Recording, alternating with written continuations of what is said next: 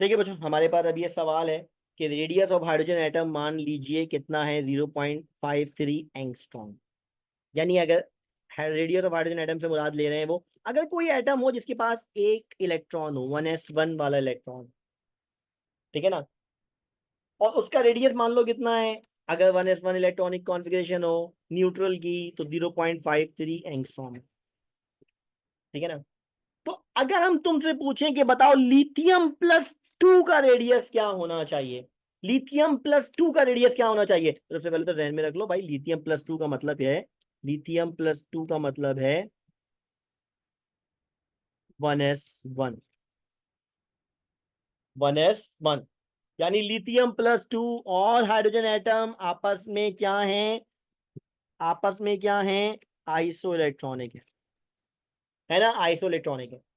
अब अगर ये आइसो इलेक्ट्रॉनिक है तो हमारा क्लेम क्या है, इसका रेडियस क्या होना चाहिए, स्मॉलर देन हाइड्रोजन। और हाइड्रोजन कितना बताया, 0.53 एंगस्ट्रॉम, है ना, 0.53 एंगस्ट्रॉम। अब इनमें से चेक कर लो कौन सा इससे छोटा आ रहा है, इनमें से चेक कर लो कौन सा इससे छोटा आ रहा है, तो भैया यही ऑप्शन बचा खाली,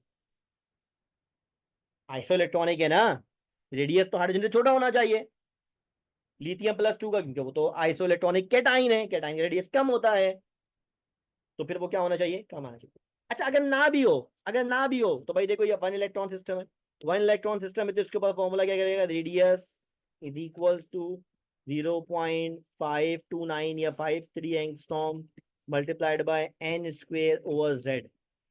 ये है हमारे पास isoelectronic substance, single electron substance के लिए हमारे पास ये होता है फॉर्मूला, है ना, हमारे पास ये होता है फॉर्मूला। चलो भाई वैल्यू प्लेस कर लो।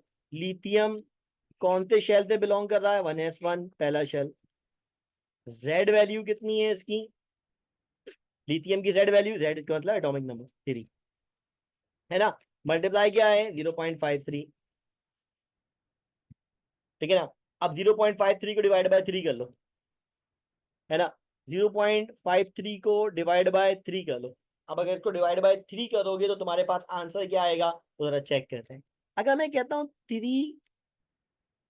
0.53 को डिवाइड बाय 3 कर रहा हूँ, तो अगर मैं किसी भी चीज को डिवाइड बाय 3 करता हूँ, ठीक है, तो मैं डिवाइड बाय 3 करना थोड़ा सा हमारे पास आमतौर पे मुश्किल हो जाता है ना, तो हम क्या करें, इसको डिवाइड बाय 2 करके भी चेक कर सकते थे, हमारे पास आंसर क्या निकलेगा, यही निकलेगा, है ना, हमारे पास आंसर क्या निकलेगा, यही निकलेगा, ठीक है ना। 0.2 करेंगे तो ये हमारे पास आंसर का यही निकलेगा, सेम आ जाएगा।